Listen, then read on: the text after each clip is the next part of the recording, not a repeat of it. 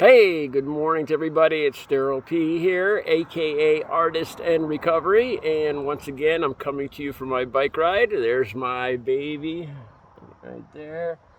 I actually had to find a new place to do this video. There was a camper. All of a sudden they squeezed a camper in the place that I was doing the videos before. How, I don't know, or why, but I decided to find a new place. Okay, today I have this video that I want to do here, and it's 5 things that I did wrong at DETOX. I'll explain the difference between DETOX and rehab in a second. I was in and out of over 14 detoxes and rehabs until I finally got it right and got clean and sober on October 23rd of 2006. So I'm coming up on 19 years clean and sober. Okay, and this is 5 things that I did wrong at DETOX. Okay. The order they're in is from me arriving at the DETOX till when I leave. That's the order I put them in. All right. Now, the first time I went to a DETOX, I didn't even know the difference between DETOX and rehab. All right. A DETOX is the first stage, especially for people that are like alcoholics, people that are going to have physical withdrawal symptoms that could kill you, like alcohol or dope. They step you down with Suboxone or methadone, whatever, and it's a medical step down to get you physically withdrawn from the drugs. That's the first step. That's the first usually 5 or 6 days. That's called DETOX. And then ideally you should go into a rehab for 30 days, 60 days, 90 days, 6 months, a year. The longer you go in, the better chances you have of staying clean. All right, the reason I'm telling you this is not a how-to guide on how to get over on detoxes or rehabs. Why are people homing in on me today? This is not a guide, all right? So I'm going to leave some information out of a few things, all right? So the 5 things that I did wrong looking back at the detoxes I went to, all right? The first thing, I was dishonest. I lied. I didn't do this the very first time, but in the subsequent trips, I would go about every 3 months. I went the first time, and the food was great. There was women there. They stepped me down with methadone, so it wasn't that unpleasant. And, well, I'll get to that more in a second. But I learned after a couple trips there that I'm going to be careful how I tell you guys this, because, like I said, I don't want this to be a how-to guide. I started telling them that I had issues with alcohol, which I really didn't. I drank a lot of alcohol. I didn't drink it daily. I used it like a couple nips in the morning to get my nerves, before the actual dope withdrawal started, and to steal my nerves when I had to go into, really bad sections of town, looks like war zones. But I really didn't have an alcohol problem. But I would tell them that I had an alcohol problem. Like I said, I'm not going to give you the specifics of what I did, the things I said and did to accomplish this. And I ended up worse coming out of the detox than going in, because they would give me Ativan for withdrawals from alcohol, which I didn't have. Ativan is a tranquilizer, so it would give me a buzz on top of the stuff they were giving me for the opiate withdrawals. So I had just a wonderful time in detox. This is the worst part, though. On the 5th or 6th day, when I left detox, I would then have an addiction starting, a physical addiction to benzos. You can have benzos or tranquilizers are very serious.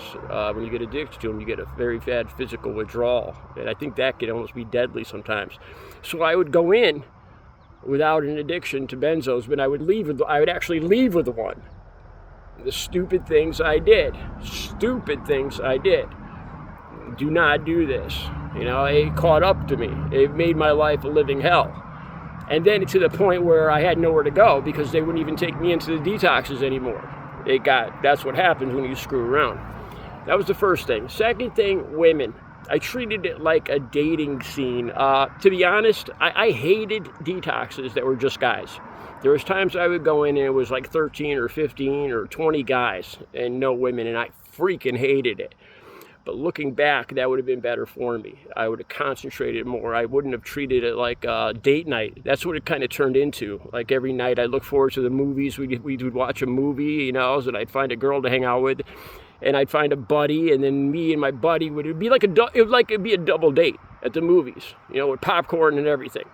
You know, and this is a detox, not even a rehab. You know, you're trying just to get medically off these drugs that you're on. It was the wrong thing. And the worst part of this is that I would blab to these girls about how I had a car out in the parking lot. I had my own apartment in town.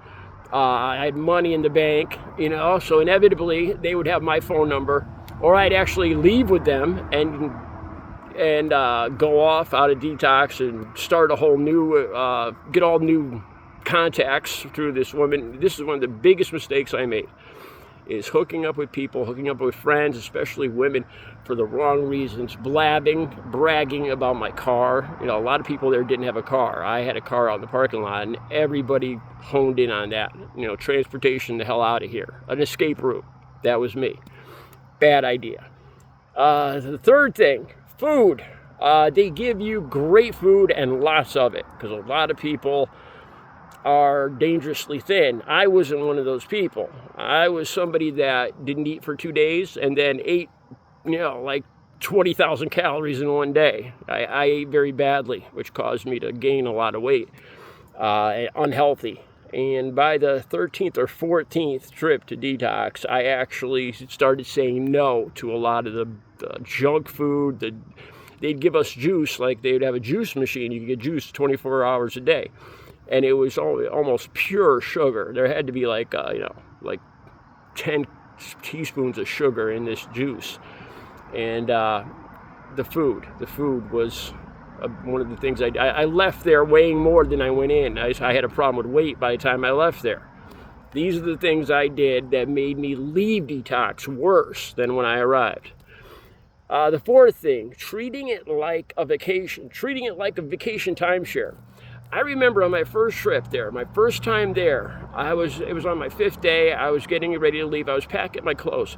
And I remember looking like at the day room, you know, looking around, and I was sad. I was like, oh, I'm never going to see this place again. You know, I was like, you know, ideally in my head, that's what I thought was going to happen. I really thought I was cured. I thought I was all clean and sober after 5 days in detox, and I'm good to go now. You know, that's it. No aftercare. I'm good. Biggest freaking mistake. And it led me to want to go back there, you know, to escape within a month or two, my life would become a hell again. My apartment would be trashed. I'd owe back rent. I'd have people trying to hunt me down for money. I'd have police looking for me. My life turned into a hell. My family didn't want to put up with me anymore. And I would just go into detox, you know, little vacation. Big mistake. By the 14th trip to detox, the doctor looked at me, told me, he said, Daryl, next time you come here, we're not taking you in. You've been here over a dozen times and it's not working. You know, and this was expensive. You know, and we're not taking you. And that scared the hell out of me. That was one of the big reasons why I finally buckled down, I guess you would say. And you know, rehab and detox, you get out of it what you want out of it. If you want it and you work at it, it will work in your favor. You know, methadone worked fantastic with me because at that point I wanted it. I wanted to be clean. I followed the rules. I didn't try to get over on people anymore. I listened to what the counselors told me. I listened to the rules, and it worked for me. It worked fantastic. A lot of other people there hated it. You know, it sucks. This place is a ripoff. It's a gyp. You get out of it what you put into it. You get out of it what you want out of it. All right. Fifth thing, I didn't set up aftercare. I really believe that when I walked out the door, I'm cured. As ridiculous and stupid as I hear myself saying that now. You know, by the second, third, fourth, fifth trips into detox, I would go along with the game. The nurses would want me to sit down and work on my own aftercare. You know, where would you like to go? Like a clean house, a sober living house or something. They want you to work on it, get your own plan. And they'd have a nurse there that would work with you, that would call ahead. They'd set up transportation to it was a great thing. It was great resources they had for me. but I screwed off. I didn't use them. Like I said, you get out of it what you want out of it, and I just played it. I thought I played the system, and it ended up screwing me over. It ended up shutting doors in my face until I had no more doors left to go through. And that's when things get scary. Those basically are the 5 things. By the time I would leave detox, I would have in my mind, I'd want to be clean. I didn't want to keep living this life. It was a living hell. I was praying for death every night when I was using. Seriously. And while I was in the detox, these are lockdown detoxes. They call it dual diagnosis: mental issues, addiction issues, and people with both. And they were locked down, so you couldn't use unless you were like me and you lied about, what you were addicted to, so I'd get more drugs when I was in there. It was a bad idea, and it made things worse for me. It made my life that much harder, that much more miserable. I thought I was getting over. I thought I was playing the system, and I was playing myself. I'm not, I know that sounds cute and everything, but it's the truth. All right, don't do what I did. Try to learn from my mistakes. 5 things that I did wrong at detox. Have a good Wednesday. Recovery is possible. Have a good Wednesday.